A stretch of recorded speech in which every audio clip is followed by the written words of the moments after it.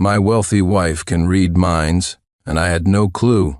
I even criticized her behind her back a year and a half ago. To fulfill her grandfather's last wish, Darling married me, her childhood betrothed. We agreed to divorce after a year so she could elope with her angel Ethan. Yet, when Ethan learned she had married me, he left the country in a huff, without giving her a chance to explain. Seeing this breathtaking queen, I resolved to win her over. Little did I know, less than 6 months later, Victoria's grandfather passed away, and she immediately called Ethan back. As I drove them, I witnessed Victoria, usually the epitome of a cold goddess, dance joyfully in the hallway before we even set off. At the airport, I encountered Victoria's angel for the first time. He was slender, fair-skinned, and incredibly handsome, which annoyed me to no end. "Sincere, come help Eddie with his suitcase," Darling commanded in her usual cool tone.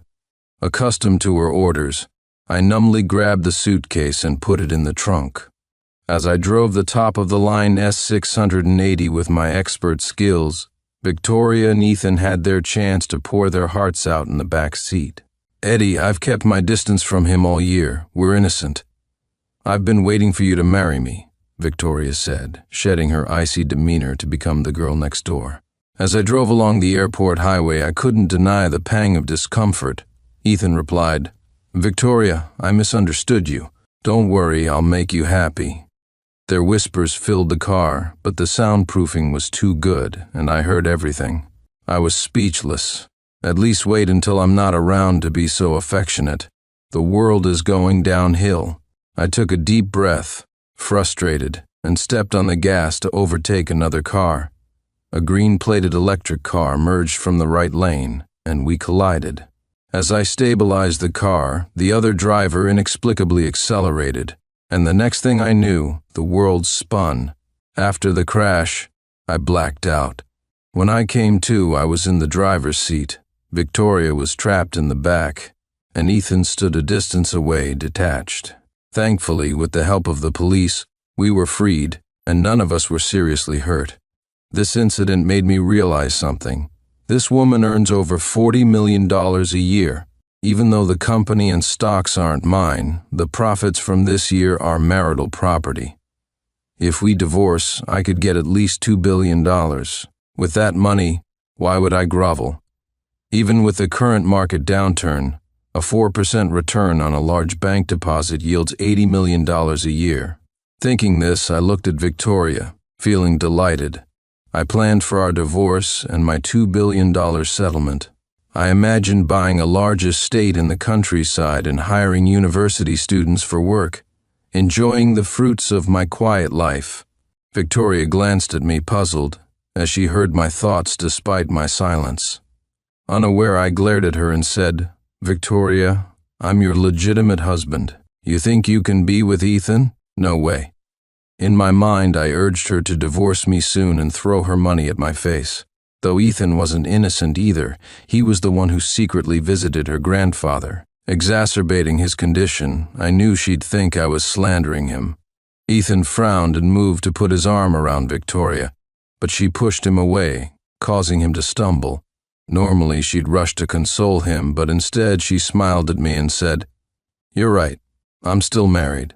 I'll be careful." She called an ambulance for Ethan and sent her assistant with him. Ethan and I were dumbfounded. This wasn't how the story was supposed to go. Afterwards, Victoria and I got into another car to head home. All the way, I couldn't figure it out. I thought, this woman must have hit her head. As long as I'm here, she and Ethan can never get back together. So why has she suddenly changed her mind after insisting on a divorce? I slowly turned my head to glance at Victoria. To my surprise, she had a mischievous smile on her face, her lively eyes seemingly saying, "Keep on trying." No, this was intolerable. I said, "Aren't you going to call and check if Ethan is still in one piece? If he's missing an arm or a leg, I might just have to celebrate." "Ah ha ha ha." Victoria didn't answer but called her assistant instead. She then said nonchalantly, "It's nothing serious, just soft tissue bruising. Honey, let's head home first." I thought, what did she just call me? Honey? Is my performance not convincing enough, or am I not making myself clear? Clearing my throat, I said, "Just look at Ethan, he's disgusting. As long as I don't agree to a divorce, you two can't be together." Victoria's exquisite face now bore a meaningful smile as she said, "All right, I'll listen to you, honey. I'll keep my distance from him in the future, and I won't divorce you either." I was bewildered, utterly confused. I thought, weren't you clamoring for a divorce every day before? You should be honest. You're a businesswoman, one of the top 10 entrepreneurs in the country. You can't go back on your word. You said you'd divorce me when Ethan came back. And what about your $2 billion? Hurry up and crush me with it, then let me pack up and leave. My brain was overheating from trying to make sense of it all. Suddenly a fragrant breeze drew near as Victoria hugged my arm and asked, "Honey, what do you want for dinner tonight? Should we eat first, or do you want to eat me first?" I thought, this woman must be possessed by a fox spirit. How did she suddenly change so much? Wasn't she supposed to be a cold, aloof beauty? Her calling me honey is giving me osteoporosis. No, something was definitely off. I must not be acting well enough. I should reflect on this. After all, as a villain actor worth $2 billion, I should be more convincing, making people grit their teeth in hatred. Once we got home, I made an excuse to slip into the bathroom, claiming I needed a shower. Victoria instructed the housekeeper to prepare dinner. The cold water from the shower head poured down, chilling me to the bone. I still couldn't figure out how the plot had reversed so suddenly. Victoria asked, "Darling, are you done with your shower? You usually finish in 5 minutes, but it's been 40 minutes today." Her voice came from outside the door, sounding like a death knell, making the hair on my body stand on end. I thought, something's wrong. I need to think fast. I can't end up dead without even getting the breakup fee. The bathroom door slid open, and a delicate hand entered the scene first. Victoria walked in gracefully, making my nose itch. I thought, this is fatal. What kind of good wife enters the bathroom wearing just a white shirt? No, she's got black stockings on too. That's not the point. Isn't this entrapment? As the villain in a pure love drama, any suggestive scene would surely lead to my downfall. She must be trying to seduce me and then accuse me of marital coercion. Yes, that must be it. Then she wouldn't have to pay me the $2 billion breakup fee, and I couldn't go after youthful, lively, cute college girls. Hold on, Sincere. Don't give up the entire forest for one tree. Just as I was plotting my escape, the phone rang. Instantly, I got into character, glaring at Victoria with anger. I snapped, "Why is someone calling at home? Don't they know we need to rest? Hang up immediately." Inside, I was overjoyed. I thought, this call is perfectly timed. Out of the corner of my eye, I noticed it was Ethan. "Go ahead, answer it, and then go enjoy your time together. Just leave me alone at home." Victoria hesitated for a couple of seconds before answering the call. In the quiet bathroom, I could hear Ethan's pitiful voice from the other end. He said, "Victoria, my wound hurts. I'm so lonely at the hospital. Can you come keep me company?" I thought, I must admit, Ethan is quite good at this. His tea-making skills are unparalleled. It's truly pitiful to hear. "Hurry up and go find your angel. Right now, go, Pikachu." "No, Victoria." Victoria's eyebrows furrowed slightly as she seemed to ponder. I thought, no, I need to add fuel to the fire. I frowned and said, "What time is it now? What's Ethan calling you for? Does he think I'm dead? Tell him to buzz off." The other end might have heard my voice, and there was a pause before a weak voice responded, "Sincere, sorry for bothering you. You guys carry on. I can manage alone. Even if it's a bit cold tonight, it's no big deal, just a little flu or fever." I thought, excellent. Ethan has the potential to be a sickly male protagonist, matching my role perfectly. I continued to curse and play the part of the villainous supporting character, epitomizing the role of breaking up true love couples. Victoria's furrowed brows gradually smoothed out, and then she came closer to me. Looking at the skin as smooth as jelly in front of me, even in a typical Asian drama. I've seen my fair share of stunning women, but I was still taken aback for that 1 second. And in that cursed second of distraction, I thought, damn, my first kiss is gone. I lamented, It's over. My first kiss is gone. Victoria, that sly woman, played the part of a vixen flawlessly. Then she placed a delicate finger on my lips and said, "Don't speak yet." Victoria picked up her phone and transformed instantly, like a magician, into a cold, aloof beauty with a poker face. She said, "Mr. Ethan, my honey and I are busy in the bathroom. The hospital has already arranged for caretakers to look after you. If needed, we can send more people over." Ethan on the other end coughed several times, whether from being choked or from poor health, I didn't know. Then his weak, desperate voice came through. "Victoria, it was my fault back then. You're being so cold now. You must be punishing me. I'll accept it all, but please remember, only when mountains crumble and the earth and sky unite will I part from you." Hearing Ethan's words, I was almost moved. "Victoria, are you really this heartless? Go take care of him." I pushed Victoria's hand away and said, "Stay away from me. Don't try to play hard to get. I've lost count of how many girlfriends I've had over the years. Your little tricks won't work on me." Victoria gave me a mischievous glance and said into the phone, "Take care of yourself, Mr. Ethan. My honey and I have important things to do." Without waiting for a response, she hung up the phone.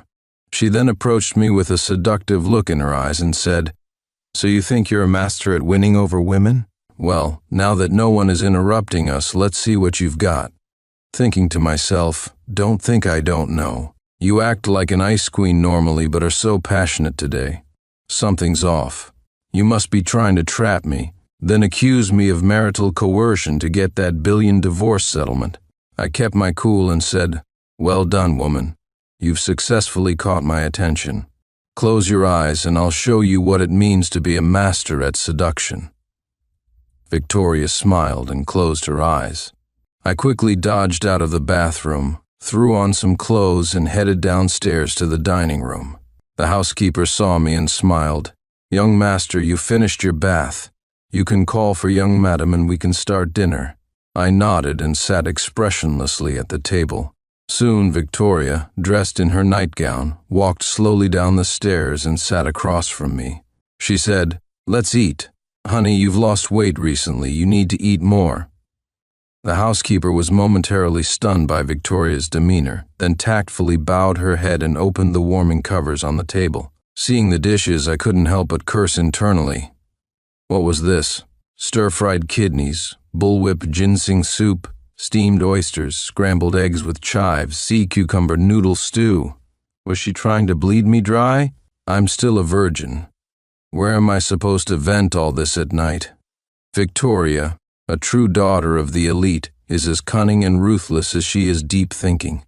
From the moment I stepped back into the house, she's been plotting against me. I need to stay vigilant. In the end, I only ate the scrambled eggs with chives as I saw Victoria's malicious smile again. I retreated to the bedroom, locked the door, and lay on the bed. As my mood calmed, I couldn't help but think of Victoria's seductive manner earlier. My mind began to wander, dreaming of Victoria in all sorts of scenarios throughout the night. The next morning, as I opened the door, I saw Victoria with dark circles under her eyes. Serves her right for losing sleep. I said, "Let's visit Ethan at the hospital to see if he's still alive." Victoria glanced at me and with a cold huff said, "There's a charity gala tonight, remember to come. Ethan will be there too." I initially planned to refuse, giving them some alone time, but my brain quickly switched to overdrive. I thought, letting them be alone isn't enough. Tonight, I'll make Victoria lose face at the charity gala, and then you'll divorce me.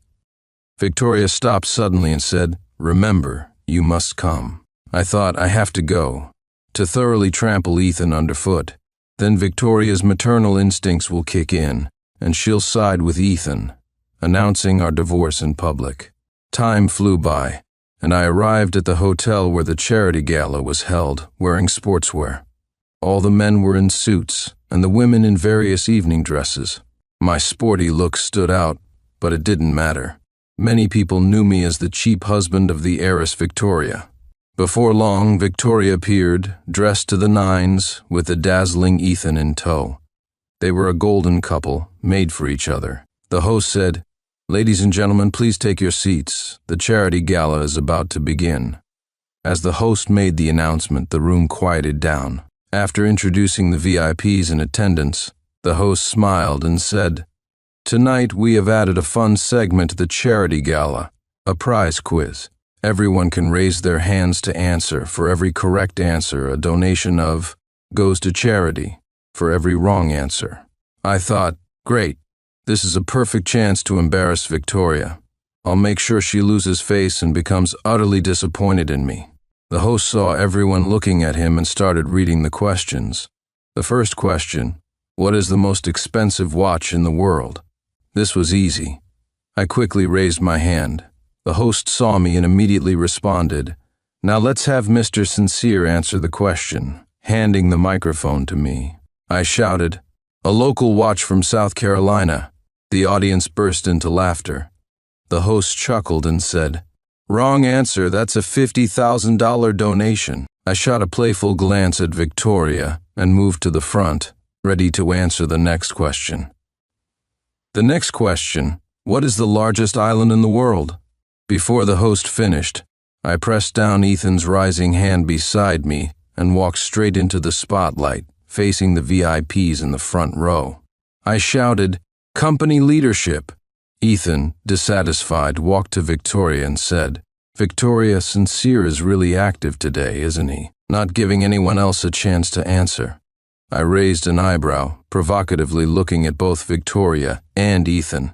The spotlight conveniently shone on them. Whether intentional or not, the host joked, "At first glance, Miss Victoria and Mr. Ethan are a perfect match. So, let me ask another question. What river separates the cowherd and the weaver girl?" Ethan raised his hand with a slight smile, gentlemanly, but I quickly dashed over, grabbed the microphone and answered. "Personality differences." Ethan gritted his teeth and sneered, "Sincere, aren't you afraid of being laughed at for your random answers?" Compared to Ethan's annoyance, Victoria looked at me with an expressionless face. I thought to myself, tonight I'll make a fool out of both of you, and tomorrow's headlines will do the rest. The so-called board will consider the company's interests and push for a divorce between Victoria and me. Yes, that's the plan. The atmosphere was lively, with everyone watching me like a circus act. I didn't mind. With a $2 billion divorce settlement, what freedom can compare to financial freedom? The host cleared his throat twice and the room quieted down. He said, "Next question, fill in the blanks, pain and flow." This time, no one raised their hand. Everyone watched my performance. I zipped my tracksuit up to my chin and calmly said, "Painless flow." The host was speechless. "It's pain and flow, Mr. Sincere. Please pay attention to the question." Next, the host, looking at the increasing donation amount, was also fired up and loudly said, "Big something something?" This question was meant for me. I smirked, seeing everyone's expectant eyes, took the microphone with a blank expression, and said without a pause, "Bigfoot, big shorts, big pig's knuckle, big hoodie, and a big flock of swallows." Victoria and the other VIPs were amused, and the room was filled with laughter. I thought, "Ha! With my reckless behavior, Victoria must be embarrassed now." After the laughter subsided, the host continued, "Hi something, no something." As Ethan raised his hand to prevent me from snatching the answer, he shouted, "Hi pillow." Just as he said the first word, I slapped his chin upward, forcing his mouth shut. Amidst the surprised looks of a few others, I slowly took over the microphone, smiled slightly, and calmly said, "The teacher taught this in class. It's high definition, no watermark." The host awkwardly took over. "Mr. Sincere loves to joke. Mr. Sincere must be deliberately answering wrong to donate more, right?" I thought, I'm not deliberately donating. I'm just deliberately trying to annoy Victoria. The host calmly added another to the donations and continued, "Big what, thick what?" I confidently opened my mouth to say, "My big." But Victoria immediately covered my mouth and dragged me away, apparently fearing I'd continue to embarrass myself. Halfway through the banquet, Victoria suddenly became very clingy, not letting me leave her side. If I, the main player, don't leave, how can Ethan, the blonde, have a chance? Finally, Ethan couldn't hold back any longer and approached us, saying, "Victoria, let's chat on the balcony over there." Victoria glanced at him and said, "Mr. Ethan, if you have something to say, you can say it here." I thought Victoria must be trying to maintain her image as a virtuous wife and mother in front of me. I need to create an opportunity for them to be alone. I cleared my throat and said, "Victoria, maybe Mr. Ethan has something important to tell you. Or come with me, I know a quiet place." I led them to a small meeting room, pushed Victoria in, and Ethan followed. I thoughtfully closed the door for them, leaving a small gap. I must be prepared for anything. Lately, Victoria has been acting strange, seemingly realizing my intentions and not wanting a divorce. With them alone in a room, emotions running high, things might happen. I'm betting that at least Ethan won't be able to control himself, and then I can secretly take photos as evidence for a divorce lawsuit. If the woman is at fault, maybe I can get even more. With a fortune of $3 billion on the table, albeit not earned through the most upright means, there's some truth to the saying. Without resorting to all means, how can one amass such wealth? As long as the law isn't directly involved, grab what you can, earn what you can. It's not the fear of losing that should worry you. It's the fear of being out of the game. Take a gamble, and maybe your old bike will turn into a motorcycle. Take another, and that motorcycle might become a Range Rover. No one gets rich without some unexpected windfalls, and no horse gets fat without grazing at night. Whose child cries every day? Whose gambler loses every day?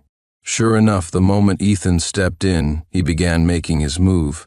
He said, "Victoria, you know my feelings for you are as clear as day and night."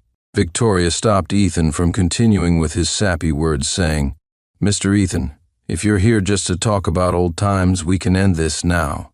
From the crack in the door, I could see Ethan realizing that playing the love card wasn't working, so he switched gears. "Victoria, you might not know this, but Sincere has another woman outside. He's using your money to fool around with her." Saying this, Ethan handed his phone to Victoria, seemingly with some photos or videos on it. I thought to myself, though I wish Ethan had evidence proving my escapades. The problem is I'm still a novice in this area. How could I be out gallivanting? Never mind, to ensure a smooth divorce, I'll take this hit. I'll carry this burden. "Victoria." Ethan's voice suddenly grew louder, and she glared at Ethan, saying, "My honey is under a lot of stress usually. Going to the bar for a drink and some fun is normal. Besides, he's worked hard all his life. What's wrong with hiring a few models?" Ethan frowned and said, "It's not just that, Victoria. Look at this video. He's getting cozy with a girl in a booth. Who behaves like that?" I thought Ethan might be onto something. Mainly, my darling wouldn't let me touch her, so I went to the bar to relax. But at most, it was just chatting and holding hands. All right, I admit, I also touched some thighs.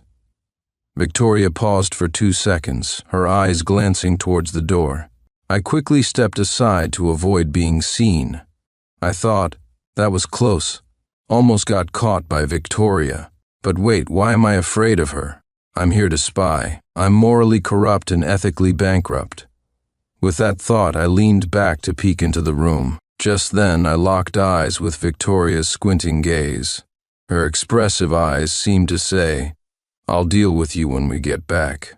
Out of the corner of my eye, I saw Ethan pour some powder into 2 glasses, then quickly fill them halfway with red wine. He said, "Victoria, since you're so determined, I won't force you. Let's drink this wine and call it even."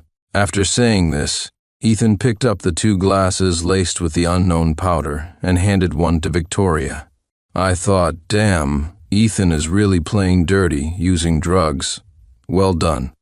Whether or not you drink it, as long as things get heated here and something happens, I'll record a little video and file for divorce. Asking for $40 million wouldn't be too much, right? Haha, from my angle, I could only see their profiles. I noticed Victoria's brows furrowed as she handed her glass back to Ethan. She said, "Let's switch glasses." Ethan's lips curled into a barely noticeable smile, and without hesitation, swapped glasses with Victoria. She brought the glass to her lips, her fiery red lips about to touch the drugged wine. My heart was bursting with joy. I thought, Ethan must have done this dirty trick many times. Both glasses were drugged. Whatever happens, he won't lose out. Besides, I've heard this stuff can spice things up. Victoria immediately stopped her motion to drink, and then, with a slip of her hand, the wine glass fell to the floor, shattering. She looked at the broken glass with a hint of guilt and glanced at Ethan. She said, "Sorry, my hand slipped. It seems our past is as broken as this glass, impossible to mend." I thought, what a cunning move.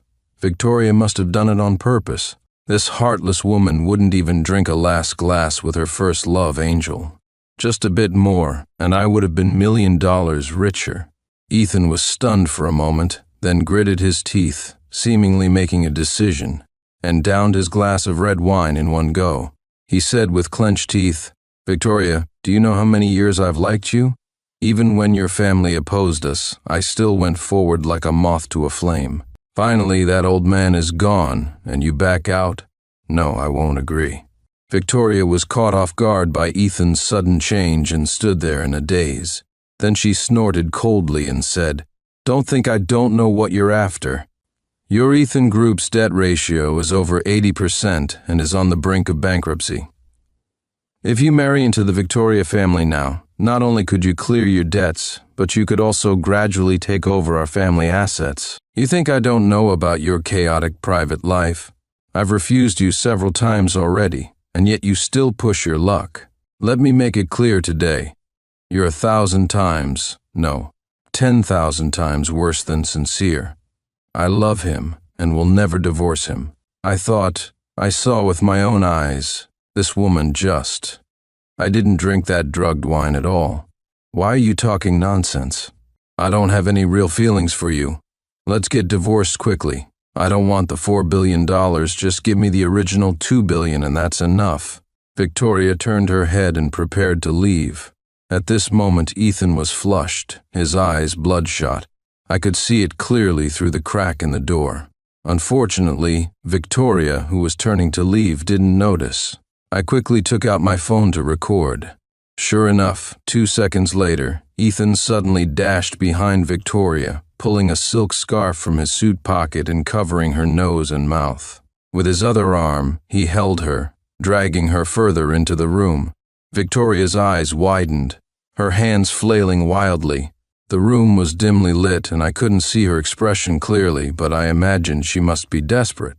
I thought, even if they aren't both willing, it's still $2 billion. The next second, I gritted my teeth and stomped my foot. $2 billion is nothing. I can't stand seeing a woman being forced. I kicked the door open and shouted, "Stop!" Then I quickly charged in, delivering a sidekick. Luckily, I was wearing sportswear, otherwise, it would have torn. I kicked Ethan a meter away, and he stared at me in shock, saying, "How are you here? Just now you were." I glanced at Victoria, her eyes were hazy.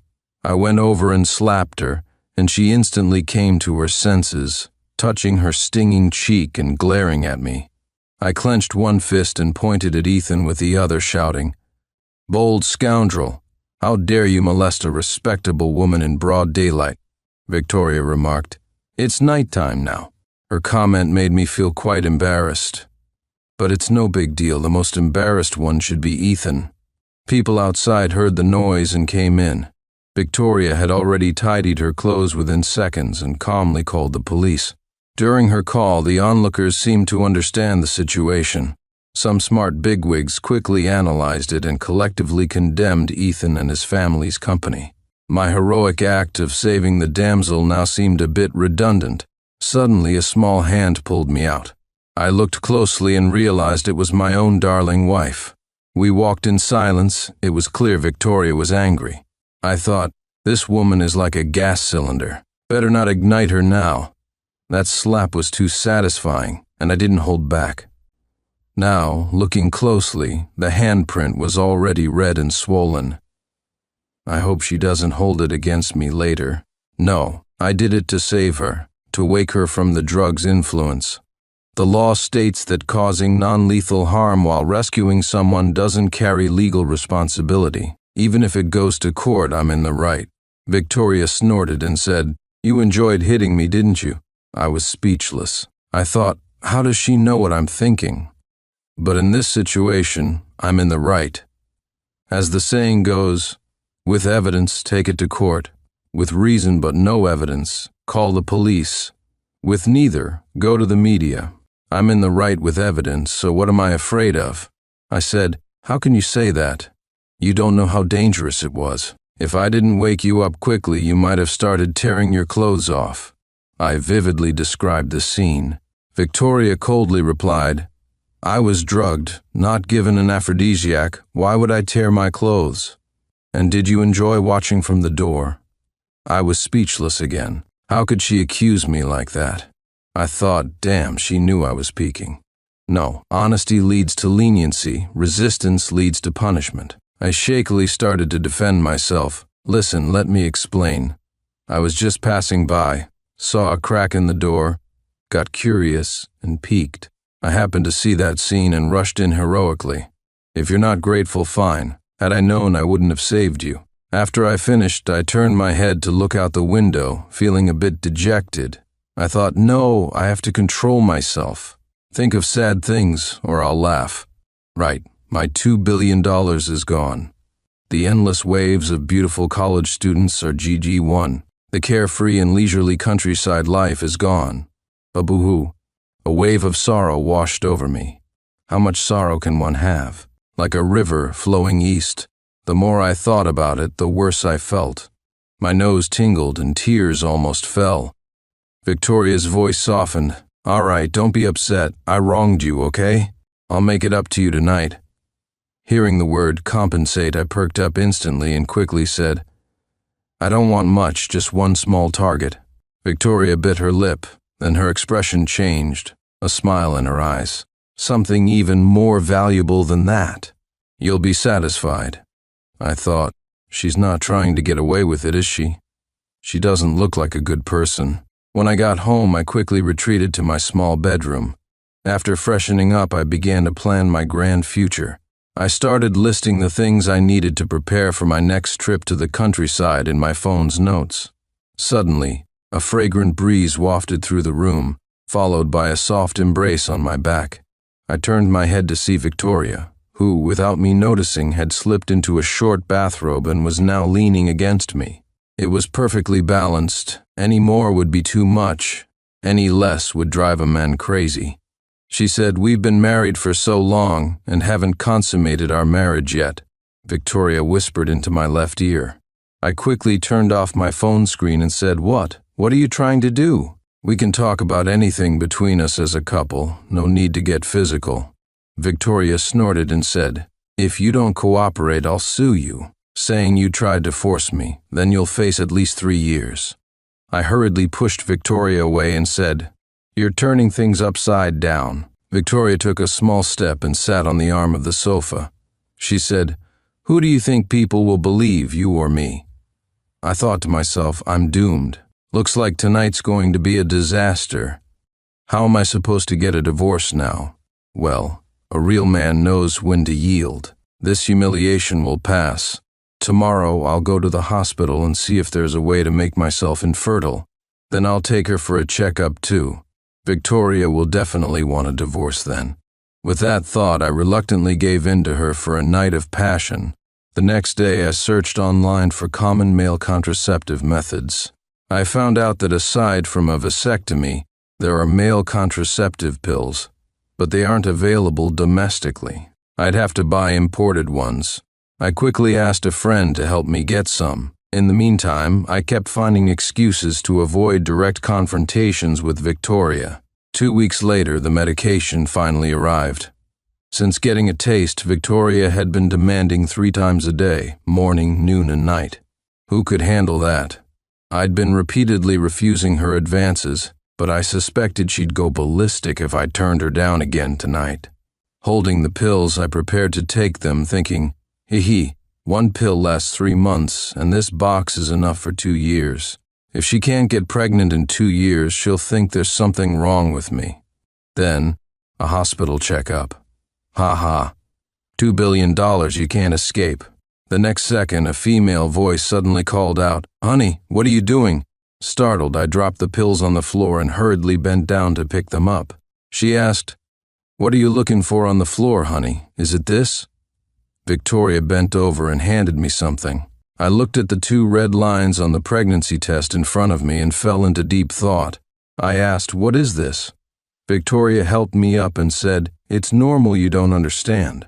This is a pregnancy test and 2 lines mean pregnant." I was so shocked I stepped back, feeling like I stepped on something. After a quick thought, I realized it was probably my pill, which now seemed useless. I was overwhelmed with despair. I thought, I'm screwed. The duck that was almost in my mouth has flown away. I should have seen this coming. It's all because of Victoria. She acted like an aloof, celibate beauty. But once she let loose, she was like a wild horse. Morning, noon, and night, she drained me dry. It would be a miracle if she didn't get pregnant. The next day, I took Victoria to a prenatal checkup. Before long, it was our turn to go in. The results were all normal. Seizing the opportunity, I quickly asked the doctor, "Doctor, can we still be intimate during pregnancy?" The doctor gave me a stern look and said, "Not during the first and last 3 months of pregnancy." With a face full of despair, I asked, "So that means the middle 4 months are okay?" The female doctor stood up, glaring at me, and said, "I have to say something. Even though your wife is very beautiful, she's pregnant. What are you thinking?" I was instantly relieved and turned to Victoria, saying, "See, the doctor says we can't." Victoria pouted and said, "Oh, all right, I won't push you, but we'll settle this in the fall. You owe me one."